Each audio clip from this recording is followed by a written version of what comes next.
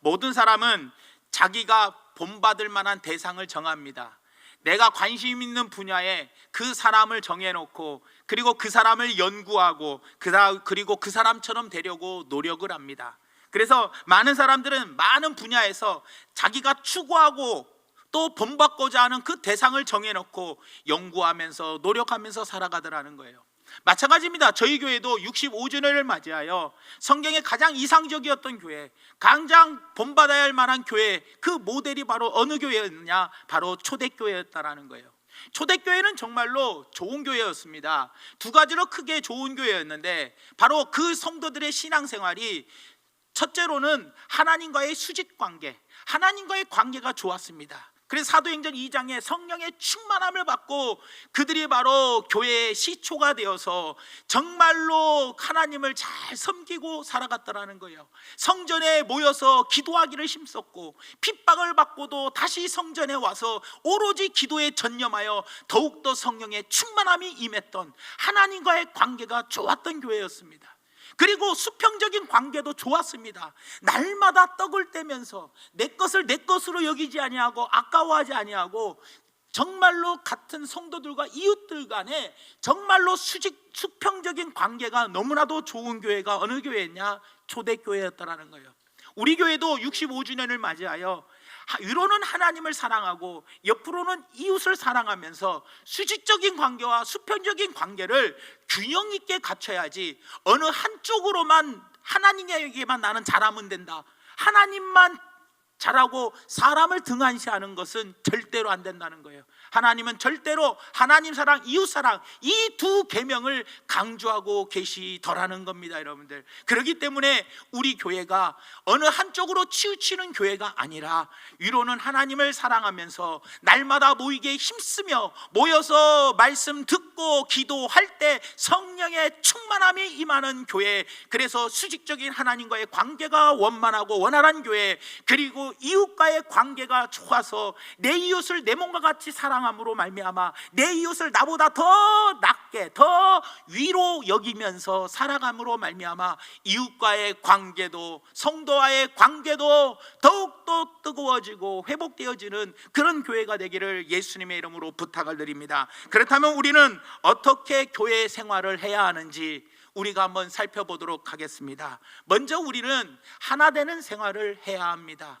위로는 하나님을 우리가 공경하고 경외해야 하지만 옆으로는 우리는 어떤 생활을 해야 하느냐? 하나님과의 관계는 열심히 잘 맺으려고 노력하는데 이웃과의 관계에 있어서는 양보를 하지 않아요.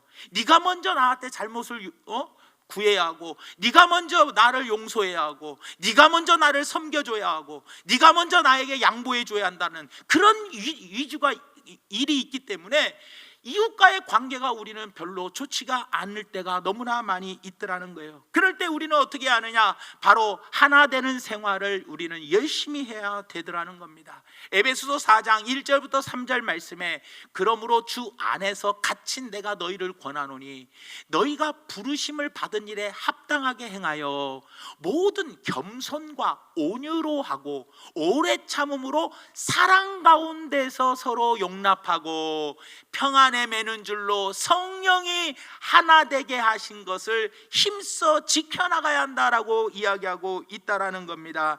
여러분들 여기서 사랑을 정의할 때 오래 참는다, 온유하다, 모든 것을 견딘다라고 이야기를 합니다. 여러분 하나됨의 첫 번째 등장하는 단어가 뭐냐? 하나 되기 위해서는 사랑하라는 거예요. 사랑이라는 게 뭡니까? 오래 참는 것이고 온유한 것이고 모든 것을 견디는 것이 사랑입니다, 여러분들. 그러므로 교회 생활에 있어서 우리가 가장 먼저 교회 생활에 시작돼야 할 것이 바로 뭐냐? 하나 되는 생활을 해야 한다는 거예요. 예수님께서 십자가에서 돌아가시기 전에 겟세마네 동산에서 기도하실 때 어떤 기도합니까? 저들도 하나가 되게 해달라고 하나님께 기도하셨다라는 겁니다, 여러분들. 그렇기 때문에 우리가 교회에서 신앙생활 생활하면서 처음에 느껴지는 게 바로 뭐냐? 아, 목사님 설교 잘한다 못한다 뭐 이런 것도 물론 있겠지만, 우리가 처음 많이 느끼고 있는 게 뭐냐? 교회가 사랑이 메말라 간다라는 말들을 참 많이 합니다. 아, 교회가 사랑이 식었네, 메말라 가네, 이런 말을 자주 하는 이유가 바로 뭐냐? 사랑이 식어버리니 하나가 되지 않고 자꾸 분리가 되기 시작하더라는 겁니다. 그러니 사랑이 식어가 버리더라는 거예요. 2000년 동안 교회들은요, 많은 핍박을 받았습니다. 박해를 받았습니다. 교회들이 꾸준히 박해를 받았는데, 요즘 성도님들은 박해를 받으면서 면역력이 좋아진 것 같아요. 그래서 감이 그냥 덤덤한 것 같아요. 기독교 박해는요, 총 2가지 박해가 있습니다. 그 첫 번째 박해가 어떤 박해냐? 네로 황제나 비그리스도인들, 예수 안 믿는 사람들이 그때 당시에 엄청난 핍박을 했어요. 왜냐? 정치적인 목적으로 인해서 로마 시내에 불을 질러놓고 예수 믿는 사람들이 불 질렀다 이러면서 그들을 갖다가 모여서 아무것도 하지 못하게끔 그들을 정치적으로 보복하는 박해를 엄청나게 했어요. 누가 했냐? 네로 황제와 그리고 예수 안 믿는 사람들이 교회를 너무 박해했어요. 지금도 세상 사람들은 교회를 박해하고 교회를 손가락질하고 개독교라 하며 기독교를 욕하는 사람들이 참 많습니다. 그런데 2번째 박해가 무서운 겁니다. 이 박해는 바로 누구냐? 바로 내부 안에 있습니다. 여러분들, 같은 예수 믿는 사람이 박해를 하더라는 거예요. 예수 믿는 사람들이, 하나님을 섬기는 사람들이 박해를 합니다. 그런 사람들이 누굽니까? 바리새인들, 예수님 당시에도 사두개인들, 그리고 제사장들, 원로급 장로들, 그리고 믿는 사람들이 박해를 하더라는 거예요. 교회 안에서도 우리 믿는 사람들이 참 박해를 많이 합니다. 여러분들, 열심히 일했는데 야, 해놓은 게 뭐 이거밖에 안 되냐? 그러면 얼마나 화가 나요. 나는 내 나름대로 열심히 일했다고 일했는데 야, 뭐 일을 이따위로 하냐? 그리고 뒤에서 내 욕하고 나 흉보고 그리고 나 욕하고 나 비판하고 판단하고 정죄하고 이런 것들을 내가 당하고 겪을 때, 이것이 바로 믿는 사람이 믿는 사람을 박해하는 거예요. 여러분들, 이 박해가 정말로 견디기 힘들고 어렵고 아픈 겁니다. 하나야 말하면 교회의 하나됨을 깨트리고 마는 그 꼴이 되고 말아 버리더라는 거예요. 여러분들, 사랑하는 여러분, 우리는 모든 교인이 하나로 똘똘 뭉쳐야 합니다. 여러분들, 그러기 위해서 우리는 어떻게 하느냐? 피차 겸손해야 하며 피차 사랑해야 돼요. 여러분들, 피차라는 말이 뭐냐? 서로 쌍방간에 서로 겸손하게 서로 섬겨주고 서로 사랑해 줄 알아야 한다는 거예요. 너가 나를 사랑해 주고 네가 나를 섬겨주기를 바라는 게 아니라 나도 하고 너도 하고 서로 피차간에 해 주어야 되더라는 겁니다. 여러분, 겸손이 뭡니까? 피차 상대방을 나보다 낮게 여기는 것, 더 높게 여기는 것이 겸손입니다. 그리고 사랑이라는 게 바로 뭡니까? 온유한 마음으로 오래 참는 것, 다시 말하면 내 마음에 안 들어도 오래오래 참아주는 것, 이렇게 참다 보면 하나님의 위로와 축복이 임하게 되더라는 거예요. 여러분들, 사랑하는 여러분, 우리 안에 예수 그리스도의 사랑이 듬뿍 있기를 원합니다. 그 예수 그리스도의 사랑이 우리 안에 가득하여 우리가 먼저 사랑으로 그들을 섬겨줘서 사랑이 메말라가는 이 시대에 우리 교회는 사랑이 흘러 넘치는 그런 교회가 되기를 원합니다. 그래서 정말로 사랑한다면 우리는 충분히 하나가 될 수 있다라는 것을 꼭 기억해 주시기를 예수님의 이름으로 부탁을 드립니다. 2번째로, 우리는 어떤 생활을 신앙생활할 때 해야 하느냐? 65주년을 맞이하여 자원하는 생활을 해야 합니다. 자원하는 생활, 교회 생활은 억지로 하는 것이 아니라 자원하는 생활을 해야 합니다. 여러분들, 베드로전서 5장 1절에서 3절 말씀에 너희 중 장로들에게 권하노니 나는 함께 장로된 자요 그리스도의 고난의 증인이요 나타날 영광에 참여할 자니라. 너희 중에 있는 하나님의 양무리를 치되 억지로 하지 말고 하나님의 뜻을 따라 어떤 마음이요? 자원함으로 하며 더러운 이득을 위하여 하지 말고 기꺼이 하며 맡은 자들에게 주장하는 자세를 하지 말고 양무리에 뭐가 되라? 본이 되게 해라. 사랑하는 여러분들, 바람직한 교회 생활은 뭐냐? 억지로 하는 것이 절대 아닙니다. 누구를 위해서 하는 것이 아닙니다. 어떤 사람은 이런 게 있습니다. 야, 할 사람이 없다니까 억지로 합니다. 그리고 또 내가 친한 사람이 기관의 회장이 됐어. 그러니까 그럼 내가 도와줘야지. 그리고 내가 친한 사람이 회장이 안 되면 안 도와줘. 그러니까 누구를 위해서 하냐는 거예요. 내가 주님의 몸인 이 교회를 너무나 사랑해서, 주님을 사랑하는 마음이 너무 크기 때문에 주님의 몸된 교회를 내가 자원하면서 섬기는 건지, 아니면은 우리는 억지로 섬기는지 한번 돌아볼 필요가 있다라는 겁니다. 여러분들, 우리 예수 그리스도는 어떠셨습니까? 예수 그리스도는 자원하여 십자가에 지셨습니다. 여러분, 예수님, 하나님 아버지여, 이 잔을 내게서 옮겨주시옵소서. 하지만 아버지의 원대로 하시옵소서.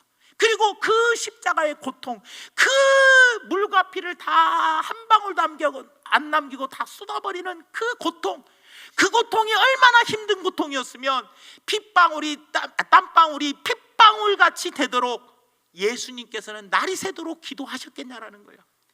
땀방울이 핏방울 같이 되도록 여러분들 기도한다는 것은 얼마나 십자가의 고통이 컸으면 기도했겠냐라는 거예요. 하지만 그 고통을 예수님은 우리를 구원하시기 위하여 자원하여 주셨습니다. 여러분들, 사랑하는 성도 여러분, 그래서 선을 이루기 위해서는 예수님처럼 자원하여 십자가를 지는 사람이 되어야 한다는 거예요. 그래서 교회의 일꾼들은 자원병들이 많아야 돼. 지원병들이 많아야 돼.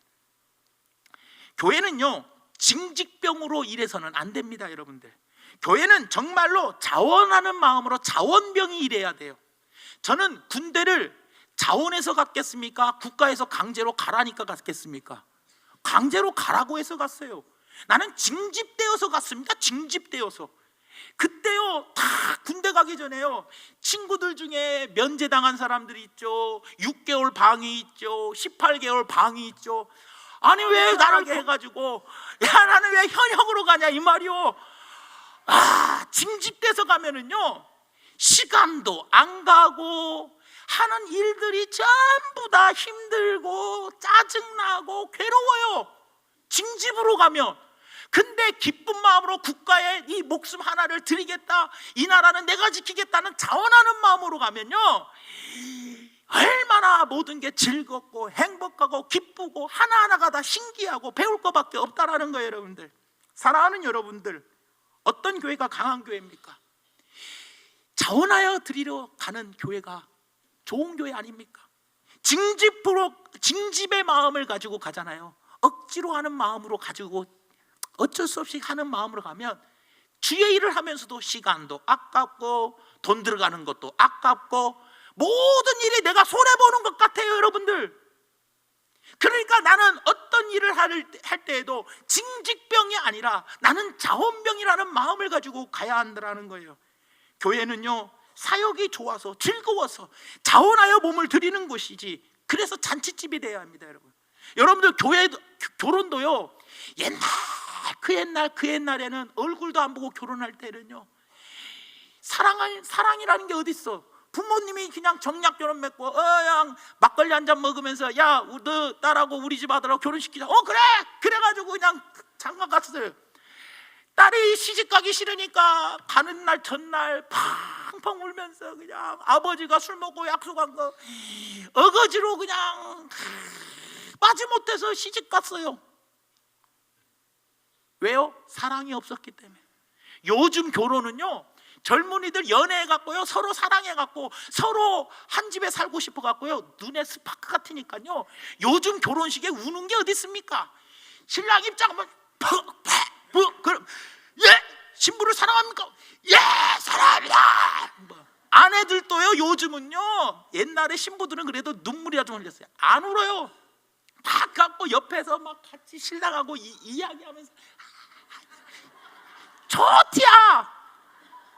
왜요? 사랑하니까. 신랑 입장할 때 걸어가기 막 내가 저기를 왜 가야 하나, 이런 사람 하나도 없어요. 신부 입장할 때요, 당당하게 웃으면서 잘만 가요. 어떤 사람은 손까지 흔들면서 입장해요. 얼마나 좋으면은요. 여러분, 왜 그래요? 정말로 사랑하니까. 아깝지가 않아요. 여러분들, 사랑하는 여러분 마찬가지입니다. 예수님의 몸입니다. 교회를 예수님을 정말로 뜨겁게 사랑한다는 그 사랑의 마음이 있으면 우리는요, 징집병이 아니에요. 내가 봉사하는데 뭐 끌려다닐 필요가 있습니까? 자원하는 마음으로 내가 뭐 해야 할 것이 없는지 돌아보면서 찾아보고 다닙니다. 찾아보고 다녀. 여러분들이 집을 새로 샀습니다. 아, 드디어 평생 꿈이 떴던 내 집이 딱 손에 들어왔어요. 그러면 청소할 데 없나 찾아다 보면서 갈 거 아닙니까? 그 집이 그렇게 소중하고 사랑하면요, 여러분들 내 집에 뭐 고칠 데가 없나, 바꿀 게 없나, 청소할 게 없나 찾아다닙니다. 여러분들, 우리는요 징집병이 되어서는 안 됩니다. 그래서 일을 하고 나서도 그거 모든 일이 헛것이다라는 들으면 안 되지 않습니까? 여러분, 우리 모두 자원병이 되시기를 바랍니다. 여러분들, 빌레몬서 1장 14절 말씀에도 이렇게 이야기합니다. 다만 내 승낙이 없이는 내가 아무것도 하기를 원하지 아니하노니 이는 너의 선한 일이 억지같이 되지 아니하고 자의로 자원하는 것으로 되게 하려 함이니라. 여러분, 이 말이 바로 무엇입니까? 오네시모가 빌레몬의 집에서 도망을 갔습니다. 그리고 나서 노예로 도망갔어요. 빌레몬이 오네시모를 죽일 수도 있는 상황이었습니다. 하지만 그럴 때 사도 바울이 강제적으로 너 빌레몬 그냥 용서해 하고 강제로 시키지 않았어요. 그 모든 것, 용서하고 이런 모든 분야에 있어서 빌레몬에게 억지로 용서하려고 하지 말고, 억지로 뭐 나에게 돌려보내려고 하지 말고, 너가 억지같이 하지 말고 자원하는 마음으로 하라라는 거예요. 그래서 나도 너한테 뭐라 안 하겠다. 그러니까 빌레몬이 뭐예요? 자원하는 마음으로 그를 용서했고, 그 오네시모를 사도 바울에게 다시 돌려보내서 사도 바울의 일을 돕게 만들어 주었다라는 거예요. 다윗이 밧세바와 범죄를 통해서 시편 51편에 하나님께 회개할 때 뭐라고 이야기합니까? 하나님, 내 마음을 정직한 영을 새롭게 하여 주시고 나에게 어떤 마음이요? 자원하는 심령을 주사 나를 붙들어 달라라는 거예요. 여러분들, 자원하는 심령을 달래요. 심령을. 사랑하는 여러분, 우리가 어떤 일을 해도 오늘 여러분들 예배당에 끌려 나오셨습니까? 마지못해서 오늘 예배당에 나오셨습니까? 아니요, 나는 사모하는 마음으로, 자원하는 마음으로 예배당에 나왔고, 자원하는 마음으로 내 자신을 드리고, 자원하는 마음으로 예물을 드리는 것이지, 한마디로 말하면 징집되어 오는 그런 우리는 훈련소가 되어서는 안 된다라는 것. 우리는 항상 날마다 결혼식에 가서 사모하며 기다렸던 그 잔치집의 분위기가 되어야 한다는 걸 기억하시면서, 우리 교회가 누구든지 예수님을 사랑하는 마음을 가져서 자원하는 마음으로 신앙생활하는, 그 자원하는 신앙생활하는 우리 중앙교회 성도님들 되시기를 예수님의 이름으로 부탁을 드립니다. 마지막 세 번째로, 우리는 이웃과의 관계를 통해서 우리 교회가 날로 새로워지려면 화평하게 하는 생활을 해야 되더라는 겁니다. 제임스 칼라드라는 사람이 사탄의 상태라는 책에서 이런 이야기를 했습니다. 사탄이 공통으로 사용하는 것은 평화를 깨트리는 일이다라고 이야기합니다. 사탄이 항상 사용하는 것이 바로 무엇이냐? 평화를 깨트리는 겁니다. 서로 간의 화평을 깨트립니다. 가정이 이혼하는 이유가 뭡니까? 가정이 깨지는 이유는 화평이 깨지는 겁니다. 부부 간의 화평이 깨지고, 부모와 자식 간의 화평이 깨지고, 부모와 그리고 형제 간의 딱 화평이 깨져버리면 끝나는 거예요. 어느 조직이 무너지는 것은 화평이 깨지면 무너져 버리는 거예요. 여러분들, 당이 왜 갈라집니까? 왜 기독교가, 왜 교단이 여러 개로 갈라지는 이유가 바로 뭡니까? 그것은 바로 뭐예요? 화평이 깨어져 버리고 말아버리기 때문이라는 거예요. 여러분들, 그렇기 때문에 화평을 깨트리는 존재가 바로 누구냐? 사탄입니다. 예수님께서 마태복음 5장 9절 산상수훈에 뭐라고 말씀하시냐? 화평하게 하는 자는 복이 있나니 그들이 하나님의 아들이라 일컬음을 받을 것이며. 사랑하는 여러분, 화평하는 걸 깨트리는 사람이 있다면, 내가 지금 내 말과 행동으로 화평을 깨트리고 있다면 이것은 분명히 신앙생활을 잘못하고 있는 것이며, 화평을 깬다는 말은 뭐냐? 불화시킨다는 거예요. 불화. 그런 거로 불화케 하는 자는 하나님의 아들이 아닐 수 있다라는 것을 기억해 주시기를 바랍니다. 히브리서 12장 14절 말씀에도 모든 사람과 더불어 화평함과 거룩함을 따르라. 이 화평함이 없이는 아무도 재림의 주를 보지 못하리라. 주님을 보지 못한다라는 거예요. 여러분들, 하나님의 아들이라 일컬음을 받을 수도 없고, 그리고 주님을 뵙지도 못한다는 것을 기억해 주시기를 바랍니다. 여러분들, 고린도후서 5장 18절에서 19절 말씀에도 모든 것이 하나님께로 났으며 그가 그리스도로 말미암아 우리를 자기와 화목하게 하시고 또 우리에게 화목하게 하는 직분을 주셨으니 곧 하나님께서 그리스도 안에 계시사 세상을 자기와 화목하게 하시며 그들의 죄를 그들에게 돌리지 아니하시며 화목하게 하는 말씀을 우리에게 부탁하셨느니라. 예수님께서는 우리와 하나님 사이에 막혔던 담이 있었어요.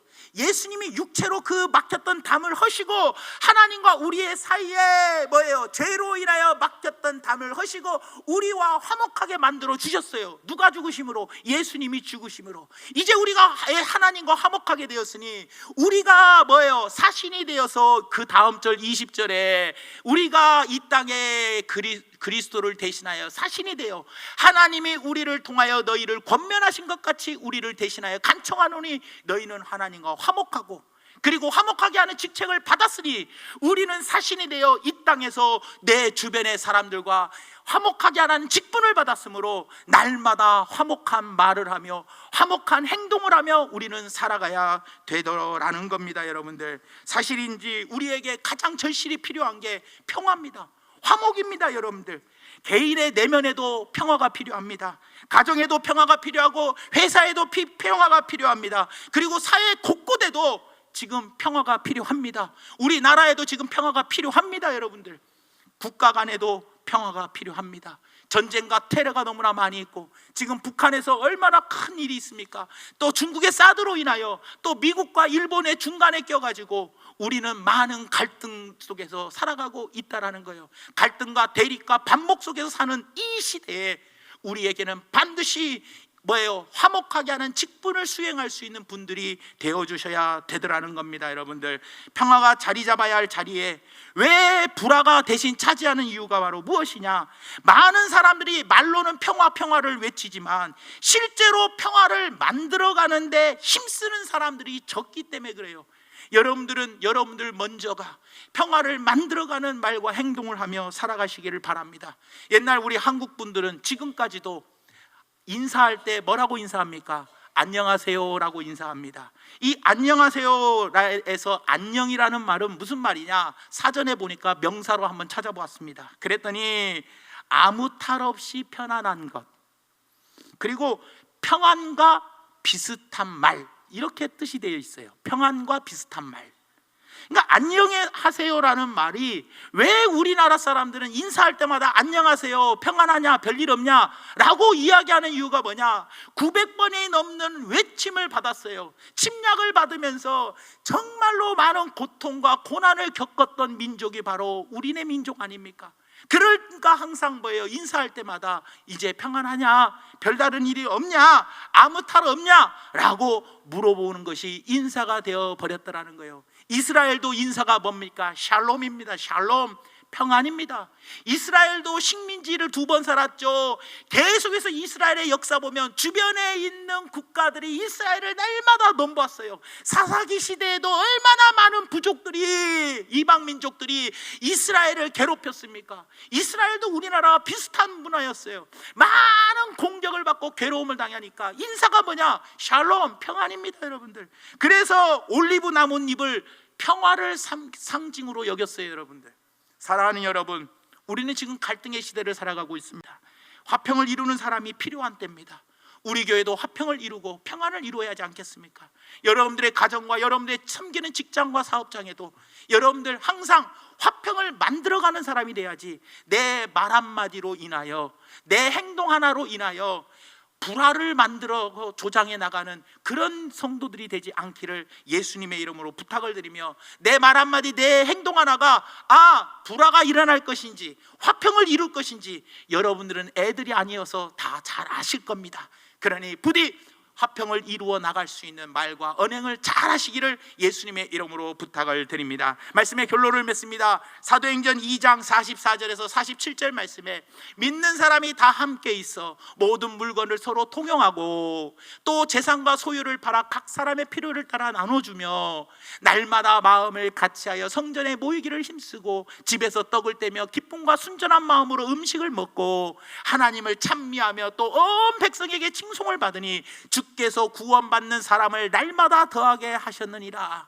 사랑하는 여러분, 초대교회가 이런 교회였습니다. 위로는 하나님을 칭송하고, 위로는 하나님을 찬미하며, 위로는 하나님을 경외했지만, 옆으로는 서로 나누면서 서로 교제하며 서로 섬겨주고 아껴주고 사랑해 주었더라는 겁니다. 사랑하는 여러분들, 우리가 65주를 맞아요. 과거보다 우리 교회가 날마다 구원받는 수가 더 늘어나는, 구원 사명을 감당하려면, 영혼 구원 사명을 감당하는 교회가 되려면 우리 교회는 반드시 위로는 하나님, 옆으로는 이웃을 사랑하는 그런 삶을 사시기를 바랍니다. 그래서 이웃을 사랑하는 삶은 우리가 너무나도 잘 알지 않습니까? 하나 되는 생활을 해야 하며, 자원하는 생활을 해야 하며, 그리고 먼저 화평케 하는 생활을 함으로 말미암아 우리 모두가 다, 우리 교회가 구원의 방주로의 역할을 잘 감당하는 우리 중앙교회와 성도님들 되시기를 예수님의 이름으로 축원을 드립니다. 기도하겠습니다. 사랑의 하나님, 참으로 고맙고 감사합니다. 오늘 말씀을 생각하며 우리 모두가 다 아버지 하나님 하나 되는 삶, 그리고 자원하는 삶, 그리고 화평케 하는 삶을 사는 우리 중앙교회 성도님들 되어 우리 교회가 하나님 미소 짓는 교회, 그런 가정이 될 수 있도록 축복하여 주시옵소서. 예수님 이름으로 간절히 기도 올려옵나이다. 아멘.